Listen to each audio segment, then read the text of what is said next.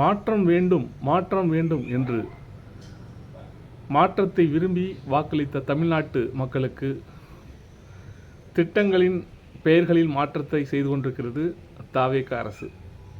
அதை பற்றி நம்ம வீடியோக்குள்ள போய் டீட்டெயிலாக பேசலாம். Welcome to Arakkural YouTube channel. நான் உங்கள் நேமத் முகமது. டெல்லியில் ஜந்தர் மந்தரில் கரப்பாம்பூச்சி ஜனதா கட்சியினர் முன்னெடுக்கும் மாணவர்கள் போராட்டம் நடந்து கொண்டிருக்கிறது. அவர்களுடைய கோரிக்கை என்னவென்றால், நீட் தேர்வு வினாத்தாள் கசிவினால் பல மாணவர்கள் இறந்திருக்கிறார்கள்.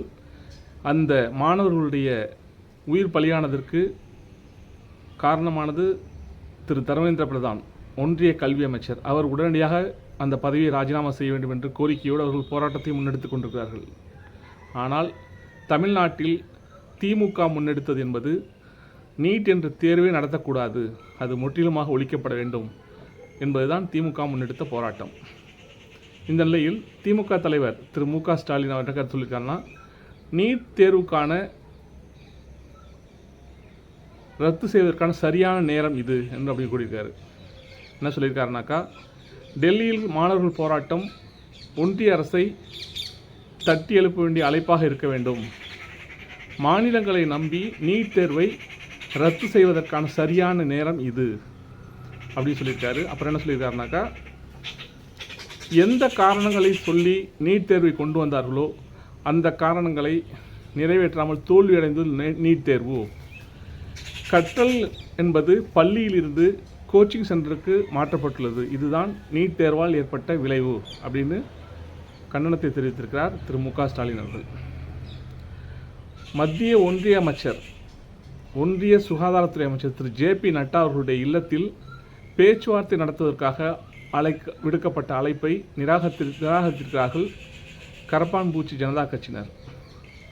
கரப்பான்பூச்சி ஜனதா கட்சியின் தலைமையில் மாணவர்கள் டெல்லியில் ஜந்தர் மந்தரில் போராட்டத்தை முன்னெடுத்துக் கொண்டிருக்கிறார்கள்.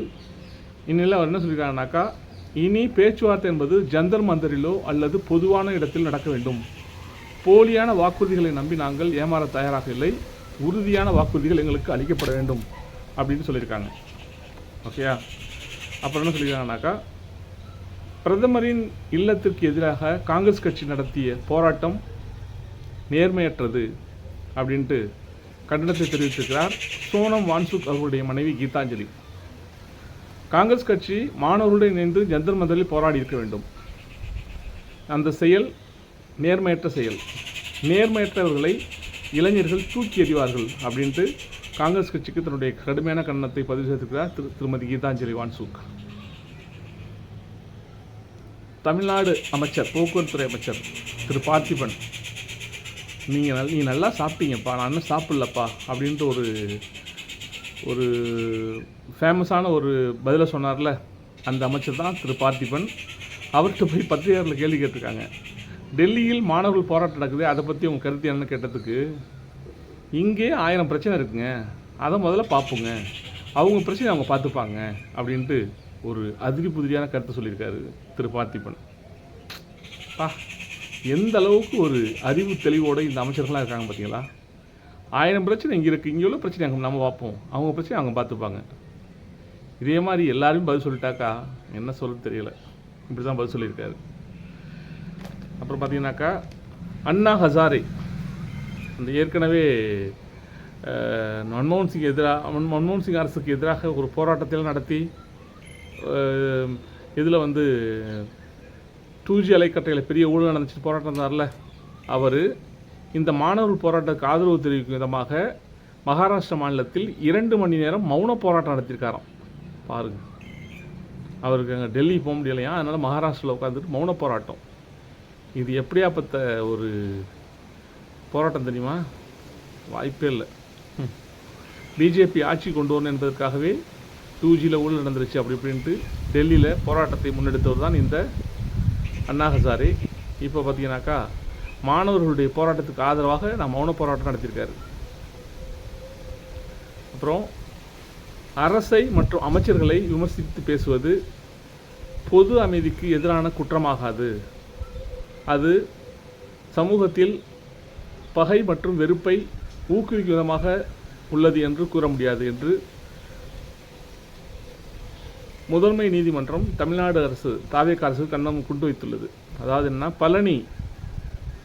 பழனி கோயிலுக்கு சொந்தமான நிலத்தை விற்றதாக ஒரு குற்றச்சாட்டு பரபரப்பாக பேசப்பட்டதில்ல, அது பற்றி கருத்து தெரிவித்த யூடியூபர் வினோத் சூர்யா என்பவர் கைது செய்யப்பட்டிருந்தார். அவருடைய ஜாமீன் மனு விசாரித்த அந்த நீதிமன்றம் அவருக்கு ஜாமீன் வழங்கியிருக்கிறது. அப்பொழுது தான் இப்படி கருத்து சொல்லியிருக்காங்க. அரசாங்கத்தையோ அமைச்சர்களையோ விமர்சிப்பது குற்றமாகாது, பொது அமைதிக்கான எதிரான குற்றமாகாது, பகை மற்றும் வெறுப்பை ஊக்குவிப்பதாக ஆகாது அப்படின்ட்டு சொல்லியிருக்காங்க. அதனால் மக்களே, அரசாங்கத்தையோ அமைச்சர்களையோ விமர்சிப்பதாக பெரிய குற்றமே கிடையாது. அதனால் நீங்கள் தைரியமாக விசாரிக்கலாம். என்ன மிரட்டி பார்ப்பாங்க, உங்களை ஜெயிலில் பிடிச்சி உள்ளே போட்டுரும் அப்படி இப்படிலாம் மிரட்டுவாங்க. ஆனால் அதெல்லாம் ஒன்றும் நிற்காது, கேஸ் நிற்காது என்பதை தான் இப்போது நீதிமன்றத்தின் மூலமாக நீதிபதி சொல்லியுள்ள தீர்ப்பின் மூலமாக வெளிவந்திருக்குது. அப்புறம் பார்த்திங்கன்னா, டெல்லியில் மாணவர்களின் போராட்டம் தீவிரமாக நடைபெற்றிருக்கிறது. அங்கே பார்த்தீங்கன்னாக்கா பொதுமக்களுடைய உடையில் வந்த குண்டர்கள் அந்த மாணவர்கள் மீது கடுமையான தாக்குதலை நடத்தி கொண்டிருக்கிறார்கள். அவர்கள் பயன்படுத்தக்கூடிய அந்த லட்டி இருக்குல்ல, அதாவது கம்பு, அந்த கம்பில் பார்த்திங்கன்னா ஆணியை அடித்து வச்சுருக்காங்க. ஆணியை அடித்து அதோடு அடிக்கிறாங்க. ஒரு மாணவர் ஓடுறாரு, அவர் டக்குன்னு அவருடைய காலை, சின்ன வயசில் குழந்தைகள் விளையாடுவாங்கள்ல, காலை ஓடும்போது காலை குறுக்க நீட்டி கீழே விழ வைப்பாங்கள்ல, அதை போன்ற ஒரு வேலை செய்கிறார்.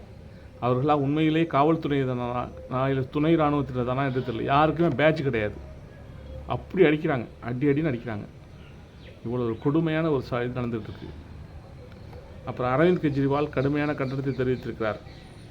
அவர் என்ன சொல்லியிருக்காருனாக்கா, திரு மோடி அவர்களை, நீங்கள் தான் தேச விரோதி, சொந்த மாணவர்களையே இப்படியெல்லாம் போட்டு அடிக்கிறீங்களே, நீங்களாம் என்ன மாதிரியான மனிதர்னு தெரியலை. இது இந்திய தேசம் என்பது உங்களுடைய அப்பன் வீட்டு சொத்து கிடையாது, உங்கள் தந்தை வீட்டு சொத்து கிடையாது. இந்த சொந்த நாட்டின் குழந்தைகளை நீங்கள் இப்படியெல்லாம் ஒரு கொடுமையாக தாக்குதல் நடத்துவது சரியான விஷயம் இல்லை அப்படின்ட்டு அவர் கண்டனம் தெரிவிச்சிருக்காரு. அதே போல் சமாஜ்வாடி கட்சியுடைய தலைவர் அகிலேஷ் சிங் யாதவ் அவரும் அப்படி தான் சொல்லியிருக்காரு. சொந்த நாட்டு மக்களுக்கு எதிராக இப்படி ஒரு கொடூரமான ஒரு விஷயத்தை எந்த அரசாங்கம் செஞ்சதில்லை, இது இந்த அரசாங்கம் செஞ்சுக்கிட்டு இருக்கு. ஹிட்லர் தான் தனியாக தனக்கென்று ஒரு படை வச்சுருந்தார் மக்கள் மீது தாக்குதல் நடத்துவதற்கு. அதே போல் நேற்று மாணவர்கள் மீது தாக்குதல் நடத்தியவர்கள்லாம் பார்த்தீங்கன்னாக்கா பொதுமக்களுடைய உடையில் அந்த தாக்குதல் நடத்துகிறாங்க. இவங்களாம் உண்மையிலே காவலர்கள் தானா என்று தெரியலை அப்படின்ட்டு அகிலேஷ் சிங் யாதவும் கருத்து சொல்லியிருக்காரு. இப்படி தான் போயிட்டுருக்கு. இந்த தேர்வை, இந்த வினாத்தாள் லீக் ஆனதுனால அதுக்கு பொறுப்பேற்று தர்மேந்திர பிரதான் டிசைன் பண்ணணும்னு சொல்கிறாங்க. ஆனால் தமிழ்நாட்டின் சார்பாக தமிழ்நாடு கடந்த 5 ஆண்டுகளாக ஒட்டுமொத்தமாக நீட் தேர்வையே ரத்து செய்ய வேண்டும்.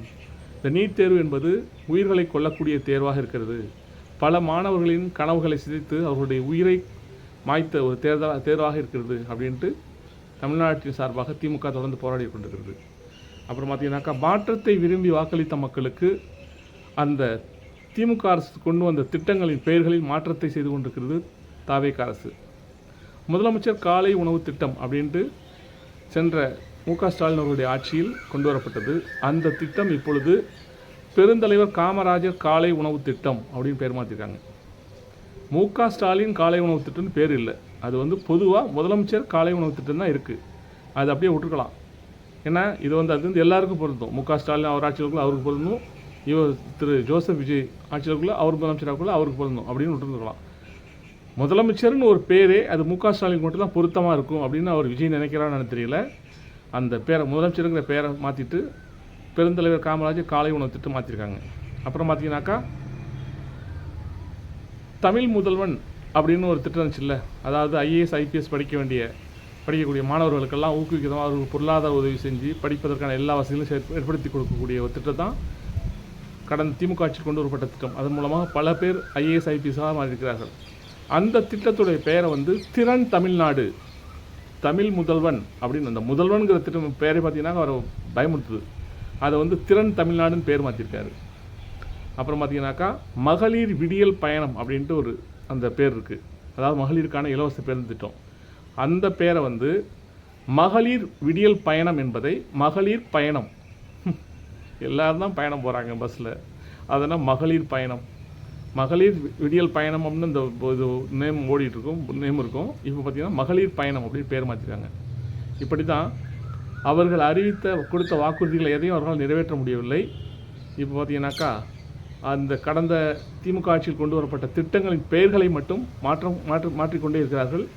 இதுதான் தமிழக மக்கள் எதிர்பார்த்த மாற்றமா என்பதை அவர்களுடைய முடிவுக்கு விட்டுவிடும்.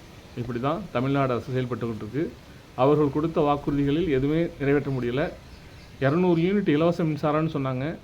ஆனால் பார்த்தீங்கன்னாக்கா அது நான் ஏற்கனவே இருந்த மின் கட்டணங்களை டபுள் மடங்கு ட்ரிபிள் மடங்கு போயிட்டுருக்கு. அதை பற்றி வீடியோ நாளைக்கு பேசலாம். இப்படி தான் போயிட்டுருக்கு. மாற்றத்தை விரும்பி வாக்களித்த மக்கள் ஏமாற்றத்தில் இருக்கிறார்கள் என்பது தான் நிதர்சனமான உண்மை. தேங்க்ஸ் ஃபார் வாட்சிங்.